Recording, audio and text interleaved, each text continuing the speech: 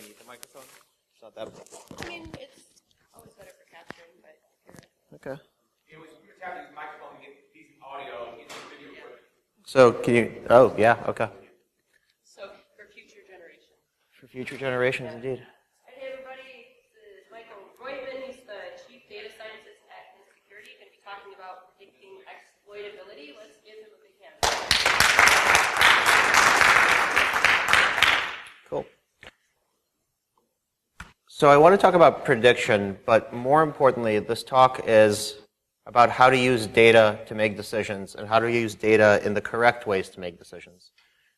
Most of the things that I'm going to talk about are really simple ways to use data. Most of you will have this kind of data available at home, and so there are a lot of take-home exercises for the reader here as well.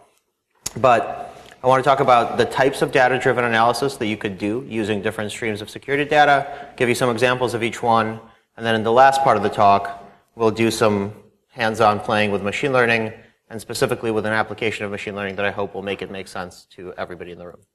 So, for a bit of background, I work at Kenna Security. We are a vulnerability and threat intelligence platform. So we use threat intelligence data, but a specific subset of it, apply it to vulnerability data to measure risk, and more importantly, to drive decision-making for our customers. And the way that we do that is we use a curated set of data, namely successful exploitation, to measure the probability that a particular vulnerability is actually. Where do we get that data? So we have two repositories. The first is all of our customer data, which is about 5 years of about 7 million assets and approaching 1 billion vulnerabilities that are live and open across different types of infrastructure. So when people do vulnerability scans with 7, Nessus, what have you, I have that large pool of data to draw on.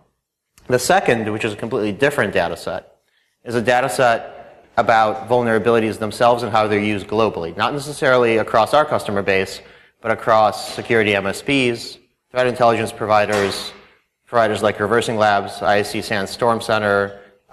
We have a kind of a backdoor into the OSIM product for Alien Vault. And so we get two things there. The first is if an IDS signature is triggered and at the exact same time a vulnerability is open on a system, then we know that that exploit that was trying to target that machine probably worked. So to us, that's a successful exploitation event. And those events, while no compromise may occur, no data was exfiltrated, are what we use to train our models about whether a vulnerability is risky or not. The second type of exploitation data we get is from Reversing Labs, which is essentially a piece of malware was found on a system, and we know that that piece of malware must have gotten in using this particular attack vector, this particular vulnerability, and then we know approximately when that happened as well. So that's also a successful exploitation. Again, maybe that malware did nothing, probably not, but we know how it got in there, and we use that data to train risk about vulnerabilities. So that's what I'm going to be using. Stop me at any time if it's not clear from which data set different portions are coming, because that's important. And keep in mind that the two data sets are completely different. One is our customers, we know about those, we know about the machines. The other is data we're getting from across the internet. And so those two aren't necessarily related. This is less a science and more of an art. But in making some statements and some judgment calls based on that kind of data, get some useful insight. So let's jump in. There are three types of approaches that are data-driven in this world. The first is a retrospective analysis to see what has happened, and we report on it. We try to look at trends in the past or try to analyze it or rationalize it. The second is real-time processing, real-time analysis that tells you right now this is happening, this is how it relates to your entire infrastructure. Well, infrastructure is already too specific and security-centered, but I mean the kind of, how many steps are on your iPhone reporting. And then the third, and the holy grail of many of our security friends, are predictions. I would argue that there is nothing in security today that is predictive at all. No tool predicts the future of a vulnerability, of an exploit, of the state of your system, or of the state of your security. The state of the art today, the best that we do is we have some real-time analysis, whether it's capturing firewall logs, or trying to reverse malware, or trying to prevent vulnerabilities, or measure their risk. All of those tools are at best here and now real-time analysis and reporting. So we're going to take a particular problem, one that I'm very familiar with because it is my day job, and we're going to try to make some steps towards prediction in this problem. So by no means is this a product that we sell or we use. This is kind of a skunkworks project. And And we're going to try to issue forecasts about vulnerabilities. That'll be the prediction. And I'll talk through how to set up that problem, how we try to solve it, where we are, and where we hope to go. Let's start with the beginning. The problem that we try to solve is that there are too many vulnerabilities, and we want to derive risk from vulnerability in a data-driven manner. There's tons of vulnerabilities out there. Not all of them are risky. And to measure risk is to figure out the source of the greatest risk, which is not that easy of a problem itself. And there are 3 ways to do it. So there's the retrospective manner. That one was done decades ago, well, about a decade ago, by vulnerability scanning vendors, by the National Vulnerability Database and MITRE when they published CDSS. What that did was it looked at all the types of vulnerabilities that had existed in the past, and it said we can classify them into a couple buckets, things with low access complexity, medium access complexity, low authentication, no authentication required, or some authentication required. They found these facets that describe the past data, and then they looked at all of the things that had occurred in the past, and they're still looking at it. They're still publishing CVSS subvectors, which is a whole bunch of data about vulnerabilities, as well as scores that they've created based on that historical framework. So this is all really useful information to have about vulnerabilities. This is how you learn from retrospective analysis. But this does very little to tell you about where the risk resides. What this tells you is information about how to measure vulnerabilities, not to how to measure whether they are risky, whether they're going to be used by attackers, and whether or not you should be remediating those or worried about them. So enter real-time analysis, which is where we take a look at how those vulnerabilities are actually being used in the wild. And this is why I talked about those 2 data sets in the first place. Here are a couple of mashups of those 2 data sets that we've done and published in a bunch of papers. This comes from a paper we published, and there's a couple in the Verizon DBAR that we submitted data to as well. So if you take a look at what attackers are exploiting, what those successful exploitations are, and you try to pair that to the live in the wild population that we happen to have a sample of because we're a vendor, you start to learn a few things. So what this graph shows you is, I'm going to make my presenter notes smaller so I can see it better. So what this graph shows you is essentially for every vulnerability that was to be exploited in 2015, how many days did it take for that exploitation to occur? And so when you aggregate that, what you get is a cumulative distribution function that tells you after 10 days, if a vulnerability was to be hit in the first year since its release, then what's the probability that it was hit after 10 days? And you go up from the bottom of the graph and you see that that probability is about 15%.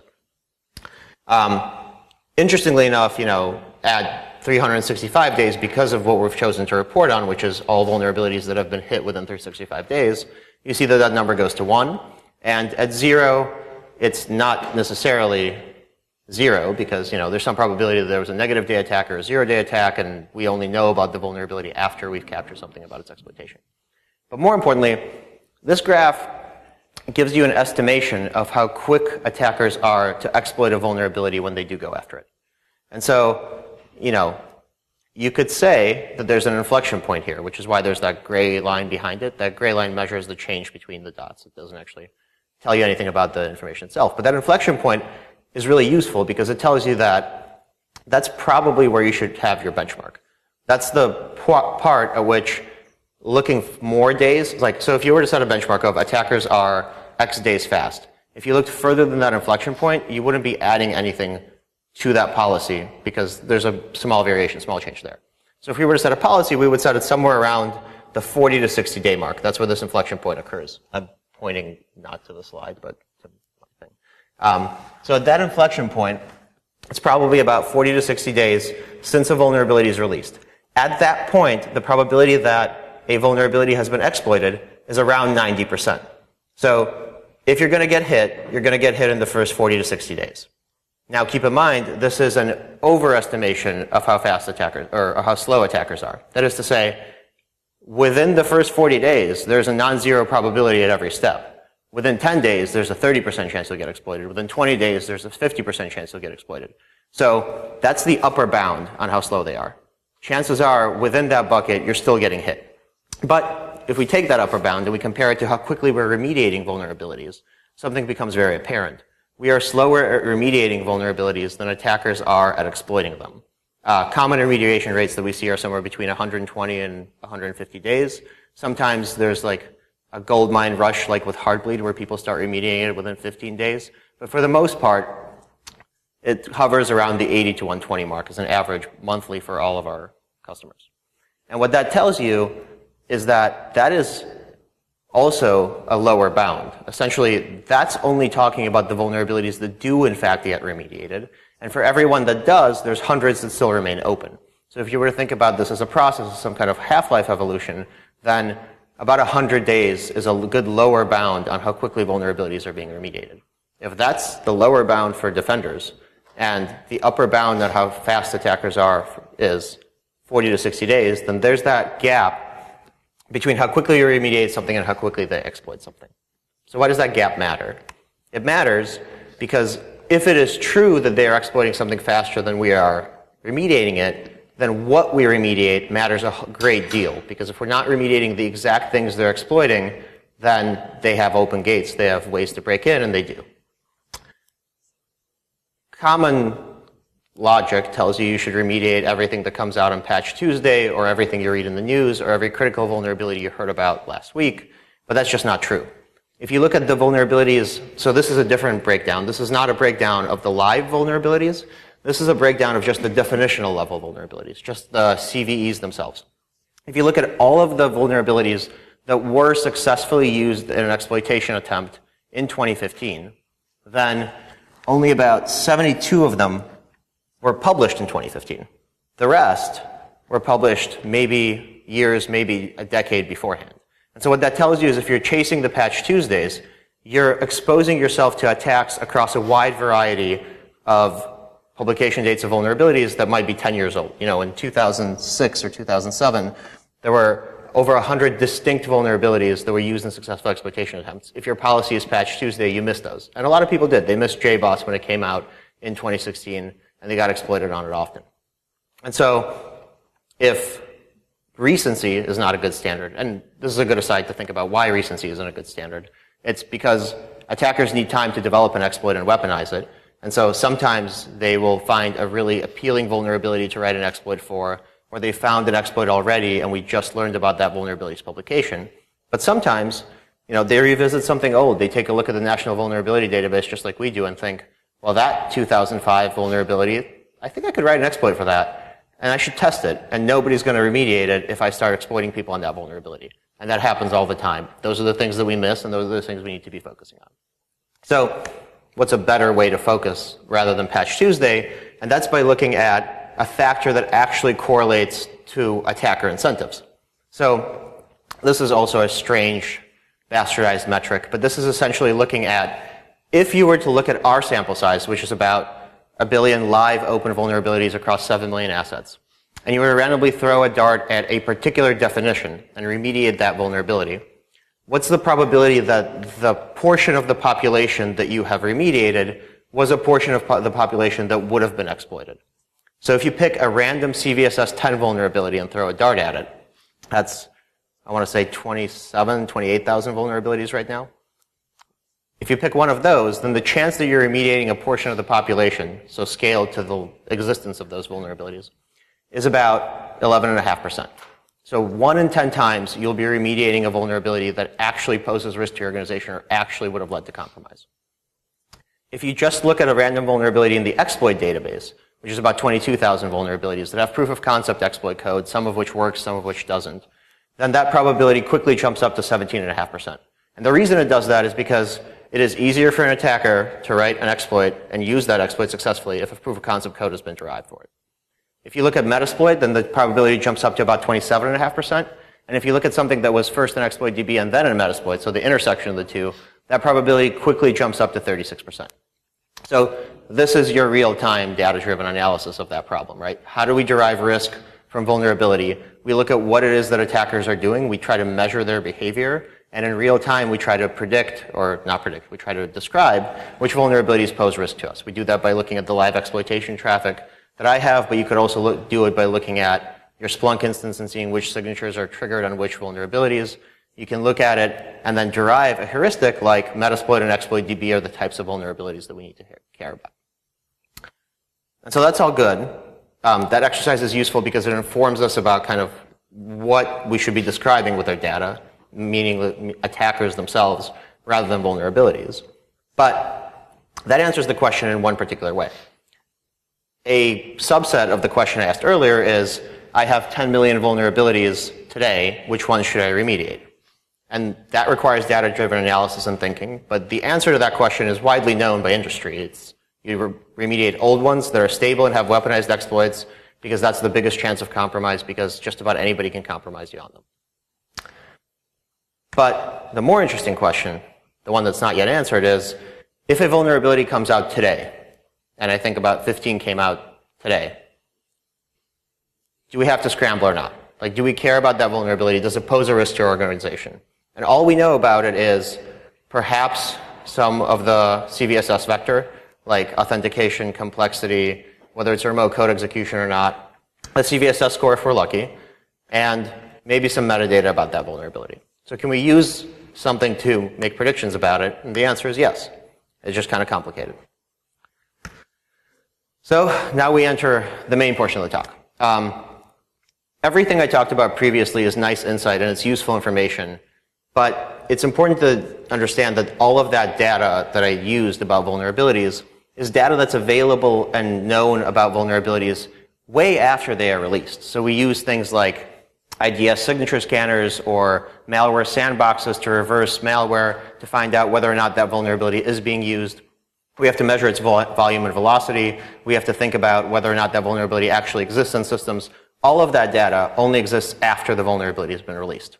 But we need to think about just the period of time when the vulnerability has been released, that exact second.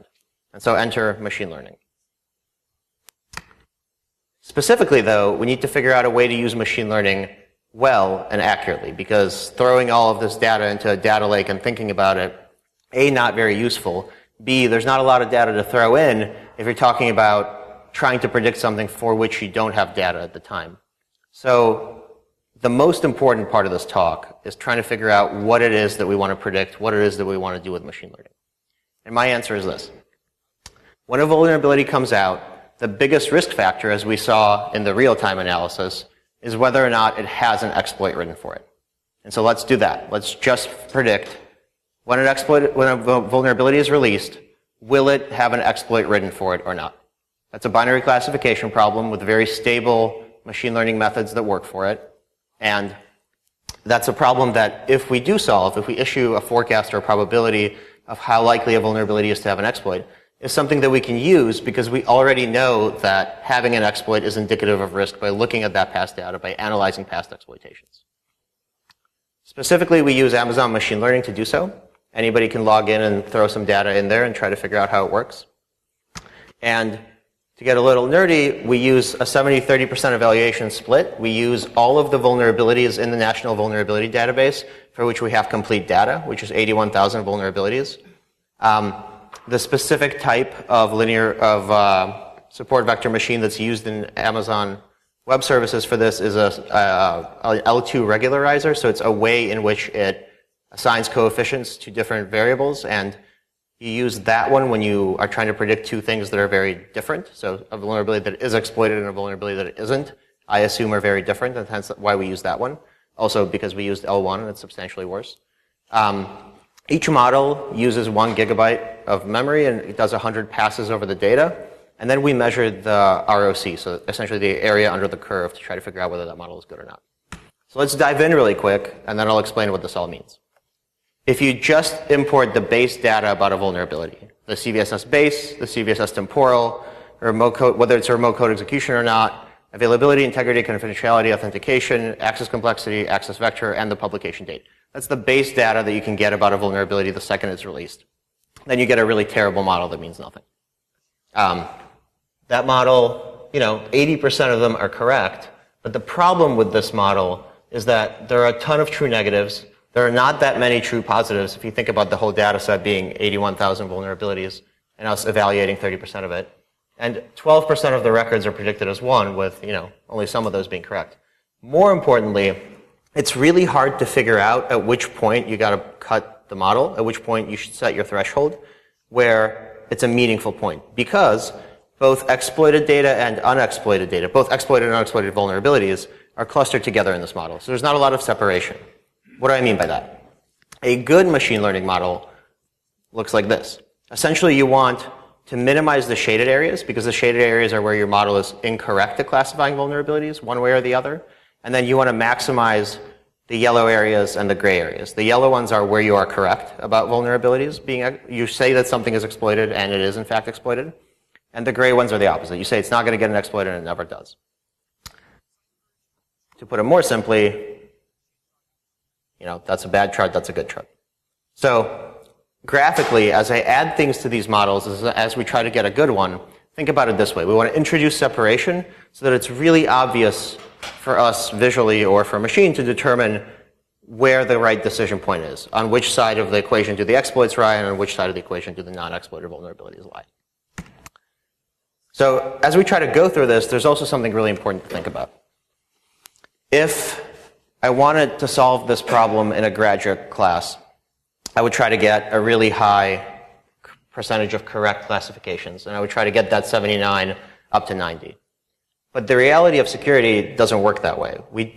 There are different values and there are different business risks to classifying something as true positive or false positive. And I would argue that in our scenario, really the only thing we care about is maximizing the number of true positives in the model. And I think that because, let's think about how this model is used. If this model was used to drive remediation and fire off tickets to Jira or ServiceNow and then have developers scramble, then we will want it to be the most accurate model in the world. But in reality, this is just an early warning system. All we want this system to fire off alerts for as many of the actual exploits that will get exploits as possible, and then we'll feed that into a larger decision-making calculus about the priority of the application it's on, the priority of the servers that vulnerability might be on, other information that we know about it. And the times when we have false positives, those don't matter all that much because we have other data that will come out days later telling us whether or not we were right or not. So if we miss something, hopefully the other data we collect in our other decision-making processes, like whether or not it'll end up in Metasploit or not, will tell us about it at the time when we would have known otherwise.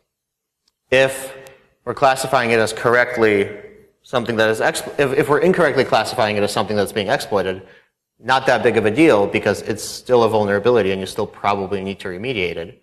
But it would be nice if the model was accurate. So what I'm trying to say is the correct answer to this problem, the most correct mathematical representation, isn't necessarily the one that is most useful in a security organization. To a security organization, the most useful thing is being correct about the most number of vulnerabilities at day 0 that are going to be exploited.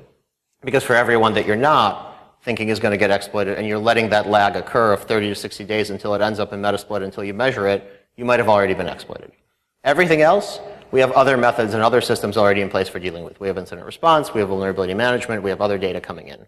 So the cost of those other kind of bad things in the model that are assumed to be equally as bad is greatly reduced by our other systems. All right, so let's walk through 4 other models right now.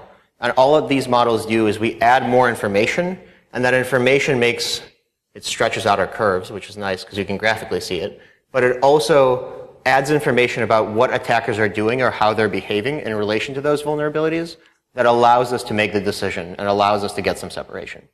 The model we'll get at the end is not perfect, but it's substantially better at doing the one thing we needed to, which is getting more true positives in the system. So first, at day 0, you know whether a patch exists for that vulnerability or not. So I think attackers think about that too. I imagine that an attacker, when they see a new vulnerability in the National Vulnerability Database, stops and thinks, well, if the patch already exists and they're already patching it in the patch Tuesday release, what am I going to spend effort 2 weeks writing an exploit for that just so that I can try to attack already patched systems? Whereas if the patch doesn't exist at the time of release of vulnerability, 2 things might be happening.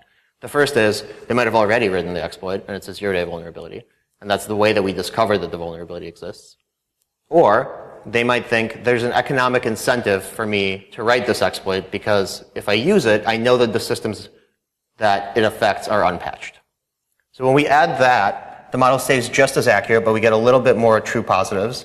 And you can see it starting to stretch out, right? You can see that while there's still a humongous amount of overlap, there's a subset of our data that is very clearly on the exploitation side, the stuff that has no overlap at all. But it's really spiky and it's hard to cut off, and I don't really know how to do that. Still a pretty bad model. So we add more data. This is an interesting one, and I think perhaps the most important one that we could add. It's the only one that gives us this kind of very explicit separation, very explicit inflection point at which we should be cutting it off. If we add which vendors and which products it affects, we learn a whole bunch of information about the way that attackers think. First off, we all know that Adobe and Java exploits are more effective, and more of them get written.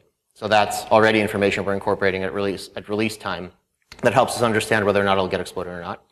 Second off, the products themselves matter a whole deal, because if it affects one Microsoft product versus it affects every single one of the Microsoft suite, there's a greater incentive to writing an exploit for that. There's also a greater chance that it's in a shared library, so it's easier to port that exploit to other things. And lastly, if there are multiple vendors that the vulnerability affects, you know it's a library vulnerability, or at least one that gets reused. And so the incentive for writing an exploit for that is much greater, and it's also more likely to be a remote code execution of some kind. When we add that, the model's accuracy spikes up, but also we go from 1,700 to 2,200 vulnerabilities classified correctly as being exploited without losing any sensitivity. Essentially, the same amount are true negatives. We have about the same amount of false positives. And our recall, so essentially our ability to correctly classify things that are actually being exploited, jumps up dramatically. But still, we're only talking about, 30% of 81,000, we're trying to classify 22,000 vulnerabilities, and we're only correctly classifying 2,200 of them as exploits. That doesn't seem right. That doesn't seem like the number of vulnerabilities that do have exploits written for them. So we're going to try some more things. This one is interesting. If I add the description of the vulnerability as it's written by NVD, after MITRE writes the description, NVD does some other descriptive writing. That description is essentially the analyst's write-up of what it is that the vulnerability is. And sometimes that's really boring and means nothing. But other times they'll say things like the mechanism of exploitation. Something like, this is a buffer overflow in a shared C library, or this is a remote code execution in RDP protocol. Things like that, things that describe the actual method by which one would exploit that vulnerability, are really descriptive of the actual effort it takes to write some exploit code. The ones that require you to like ram scrape or like even Heartbleed, where you have to keep continuously looking at multiple things and then decipher them and have your own system for doing that, those are really complicated exploits to write. The incentive for writing them might be high, but you need to pair that off with how hard it is to write that. We use n-grams here, so we essentially look at either one-word, two-word, three-word, or four-word pairs to capture those kind of terms as factors. So one such term is remote code execution, highly indicative of an exploit being written for it. Another one is buffer overflow. Another one is in multiple libraries. There are all sorts of these things that analysts keep using and reusing. What's really interesting about this one is that CVE, or the National Vulnerability Database, is about to allow user submissions of the descriptions. And so Adobe, Microsoft, all of the kind of cans are going to be writing their own descriptions of the vulnerabilities. So we're either going to get much better data, or we're going to get inconsistent descriptions of the vulnerabilities, so this model might work worse. But it's something to monitor over time. Model gets better. We're now classifying 2,900 of the 22,000 exploits that we're trying to make a decision on as correctly having an exploit. And the overall number of correct jumps up to 84%. And so the last thing I'm going to add is something that is maybe cheating, maybe not. We're adding two things which describe how prevalent is that vulnerability and how much people currently care about that vulnerability, which I think is the core of what attackers think about when they think about weaponizing exploits. So vulnerability prevalence, I'm cheating because we have this large repository of vulnerability scans and we can just look across our customer base and say, which systems does this vulnerability affect at day zero? What percentage of the population does it affect? Great, this is a vulnerability that matters. Not everybody has access to this, but I would argue that if you just do it for your own infrastructure and take a look at the products you have installed on the number of machines and the proportion of the population that is affected, you get a pretty good representation, or at the very least you get one that's tailored to you. And then the second thing we look at, and this is probably the most interesting one, is a number of references in the National Vulnerability Database at the time of publication. So when the vulnerability comes out, sometimes you'll get something like Adobe Advisory, here's the CVE, here's one link to the Adobe Advisory. Other times, like if you take a look at Heartbleed or Shell Shock, or if you take a look at some things that do not have names that are important vulnerabilities, you'll see that everybody's scrambling to write about them. There might be a TechNet article about it. There might be a Rapid7 post about it. There might be a Qualys half-day of vulnerabilities post about it because it was the most critical thing that they found that week. The more of those references there are, it doesn't even matter where they come from. The more of them there are, the more predictive power you get, because that means that people think the vulnerability is easy to exploit. People think you should be scrambling, and there's consensus on that scrambling, and it comes from verified sources. So there's a couple of studies that have been done in the past at the University of Maryland about using social media to do this kind of prediction, and that's really susceptible to attacks by other people. There's now a CVE bot that NVD maintains that just tweets every single CVE. So if you're using something like mining Twitter for CVEs, that'll be hugely affected by that. But these are the verified ones. This is how you know that lots of people who actually care and write about these things are writing about these things. So when we add that data in, we finally get some serious results. 3,300 true positive vulnerabilities out of the 21,000 that we're trying to classify. Number of true negatives is about the same as it was when the model was only 79% accurate. And most importantly, 20% of the records are predicted as 20% of the records are predicted as having exploits, which is actually pretty reflective of what you see if you just look at any subset of it. If you just look at what percentage of all vulnerabilities have exploits written for them, it's about 20%. This model is still not great, right? This model isn't something that I would bet my life on, but it is something that I would bet 10 or 20 bucks on, and it's certainly something that I would bet a day of developers' time on. If we can be correct about predicting whether or not a vulnerability will be exploited 85% of the time, and by the way, this is all using only public data available at the time that the vulnerability is released, you could certainly play around and get a little bit better at it by getting some proprietary data, getting some better descriptions of the vulnerabilities, getting some more data about the exploits themselves, then this model is a really good input to throw into an overall vulnerability management system. That is, if your current process today looks like it's Patch Tuesday, let's run, maybe a better process is it's Patch Tuesday. Of the 8 vulnerabilities released that have a patch, do we really need to apply it to these? Because if this model is pretty sure that an exploit is never going to get written for this thing, maybe we hold off on that one and address something where we already know a metasploit exists. And so, to summarize in more simple terms, that's a bad chart, that's a good chart. We had a bad chart, we have a decent chart. Here's how the metrics changed. So interestingly enough, our false positive rate actually went up 2% here, but there's a reason for that. And, on paper, perhaps the first model is just as accurate and looks better, but that increase in false positive is tempered by the fact that our precision jumps by a lot, by something like 15%, and that precision is what is useful in a vulnerability management program. A couple of next steps here. There's clearly 2 things happening here. The first is that there are some vulnerabilities that are negative day vulnerabilities is what I call them, and then there are positive day vulnerabilities. The negative day vulnerabilities, this same model can't be making predictions about them because negative day vulnerabilities are things that are found precisely because they are being exploited. So the vulnerability is only related because it's exploitable in the wild.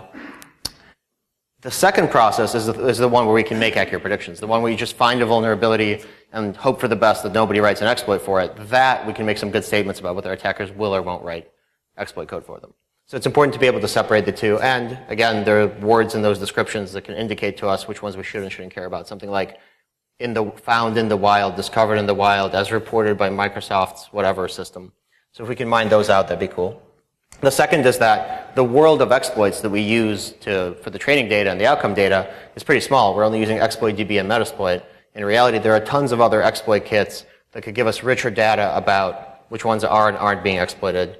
Your angulars and neutrinos and all of those that maybe are even a completely different model, a different stage, but would tell us which ones of those vulnerabilities people are earning money on, which is also a huge bit of data that we could use to figure out which ones create incentives. So I already talked about finding better descriptions because that descriptive text is powerful. If there are people that do the kind of breakdown analysis of the exploitations of the vulnerabilities themselves that go much deeper than saying buffer overflow, then there are probably other indications of the level of complexity of writing an exploit in there. I don't know. I don't write exploits, but the metadata seems to say yes. And then it perhaps makes sense to break it down by vendor because the types, it's one thing to say an Adobe Reader vulnerability came out, that vulnerability is going to get hit. It's another thing to be able to say, of the Adobe Reader vulnerabilities, this one is the most likely or the one that's going to be fastest to exploit. All of them are going to get exploited at some point, though. The last part is that this is step one in the conditional probability of figuring out whether you're going to get hit on the vulnerability or not. So step one is figure out whether someone's going to write the exploit. Step two is figure out whether that exploit will be effective. So once this model is trained well enough, gets up to 95, 99% accuracy, then the next step is to take the outputs of this model and run it through an analogous model that says, once the exploit exists, is it going to be successfully used in an exploitation or a compromise? And that's the data that we used to do the real-time analysis in the past. And then if we can do that, then hopefully what we end up with is, with some degree of certainty, when a vulnerability comes out, we can tell you whether or not a compromise will occur based on that vulnerability in the future. And even if that degree of certainty is 80%, then we're talking about, deciding whether to pack your umbrella to work or not, versus just hoping for the best. I got to put my money where my mouth is. I first gave this talk at RSA, and when I ran that model, you can check when these vulnerabilities came out, and you can check that they all came out around the same time. I ran them through the model, and I was like, let's pick 3 that I'm pretty sure about. Since then, 2 of them have had successful exploitations on them. 1 has not, but I'm still holding out hope because I didn't specify a time frame. So take a look at the timeline of these vulnerabilities. It's super interesting to see, obviously that reader vulnerability was going to get hit. We all knew that without me running it through the model. But it's interesting to see how quickly it was and why it was. If you read the description, you can see just how easy it would be to write an exploit for it and how many, it affects like every version of Reader ever. So of course somebody was going to write something about it. And then the other one that got hit is that Windows Server 2008 vulnerability. It was a shared font. Like some font was really corrupt and allowed for something to affect like everything that Microsoft has ever produced. So like, it's very clear to me that if I wanted to steal some money from some, inject some ransomware somewhere, it would be awesome to create a malicious font and then start spraying it across the internet. And that is exactly what people did a couple months later. Hopefully that SharePort one gets exploited, or I can just replace the predictions and hope I'm right the next time. This is also indicative though, right? Like I'm kind of glad that one of them didn't, because this is describing exactly where this is useful and where this isn't. As those vulnerabilities came out, like yes, I was going to be wrong 1 out of 3 times or 1 out of 5 times or whatever, but it's still useful information and more specific information than the typical thing that we do when a vulnerability just comes out, which is either A, wait for the data about its criticality, or B, make a decision based on another heuristic that we've derived. And that's it. Thank you.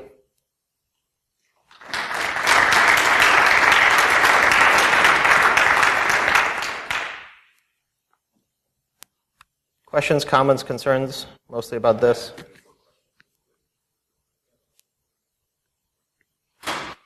So when you add the references in, just to course correct, you're taking this from day 0 as predicting exploitability at day 0? Right. So when you look at the MVD, this obviously the data that you're looking at is to do this is after the fact. It's not day 0 MVD data, right? Right.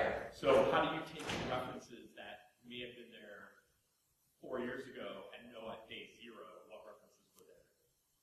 They have an update changelog, right? But do you parse that? Like that's my I guess the question is they have a change. They have a changelog. We don't currently parse that in this model.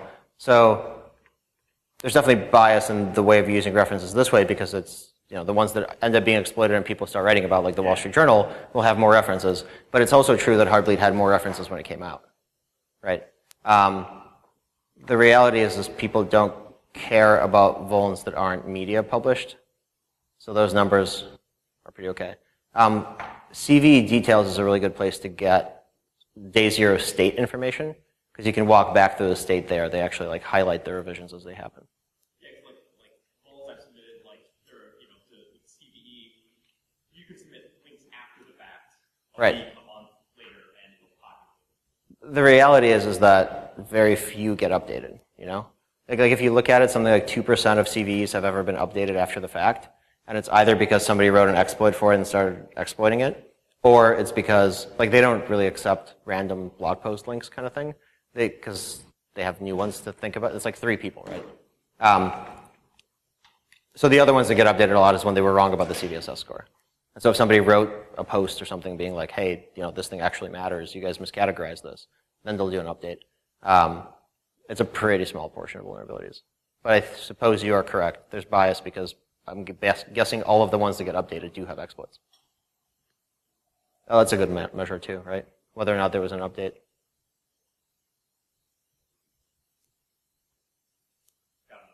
Yeah. Early chart, the graph that was going up to the right, and you're doing the 40, 60-day window, and then past 100 and all that. Yes.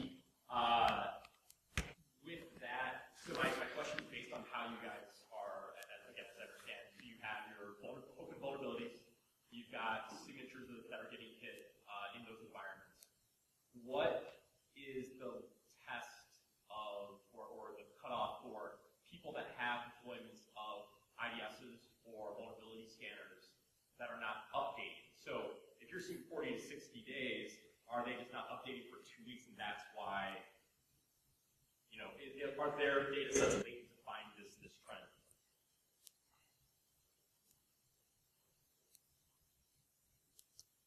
So this was retrospective, right? The way that I looked at it was at the end of 2015, I had collected a bunch of data from the correlation of IDS and vulnerabilities. By the way, not our customers, but just like global threat stuff.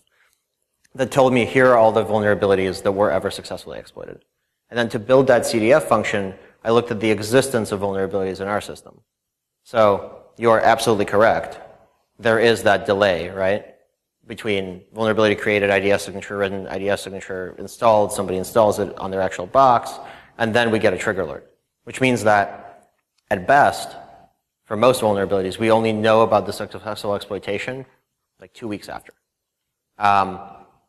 So you are correct, but the bias is the other way. Essentially, yes, you're right that people don't update signatures, which is why they get hit. But the way that I performed this analysis isn't to say this person got hit at this time, let's build the CDF. It was I looked at these things got hit in 2015, let's look at what was open in 2015. And so me knowing what got hit in 2015 is the thing that's delayed, meaning that in reality, it's probably like 20 to 30 days. If you look at, if you remove the bias of signature installation. Yeah, it's a bad way to collect exploitation data, but it's all super rich. I was just more thinking about this as you were talking. That, based on customers I've had in the past, when an event happens versus when they know about it happening. So I'm very certain that this CDF is wrong, but I'm also very certain that it's probably the upper bound. So it could only go faster. I can't think of an argument as to why attackers would be slower. Yeah.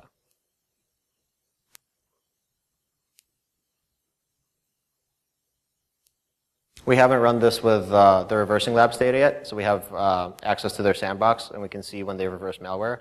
I don't know anything about malware reversal, so there's probably some kind of similar bias, but it might be that introducing that kind of data would remove some of those and speed this curve up. I mean, I don't know, a lot of it is automatic nowadays, but some of it isn't. I don't know.